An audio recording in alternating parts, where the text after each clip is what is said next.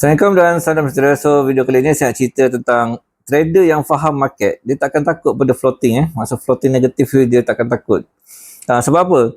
Sebab trader yang betul-betul seorang trader yang faham tentang market, sebenarnya dia tenang. Dia tenang daripada floating. Sebab apa? Dia tenang. Sebab dia tahu yang bukan floating tu salah entry. Kadang-kadang dia baca market structure tu betul.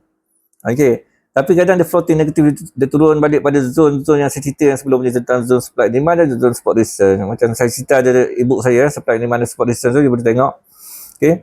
So price akan pergi pada zone-zone tu. So floating lama sikit lah. Floating lama sikit. Tapi siapa yang faham market, dia tak kisah pun floating tu. Dia tahu price akan pergi kat zone tu. Dia akan tahu price akan pergi kat zone tu. Jangan tiba kena stick buat signal untuk pecahkan zone, jangan.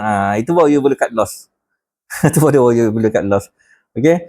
So bukan maksud saya cut loss memang confirm rugi lah. Tapi daripada you tunggu sampai stop loss you lagi teruk ruginya. Tapi bila you dah pandai baca candlestick, you tahu kemungkinan aku punya zone dia pecah, kemungkinan zone resistance aku ni pecah, kemungkinan zone support aku ni pecah, kemungkinan zone supply aku ni pecah, zone demand aku ni pecah, kemungkinan.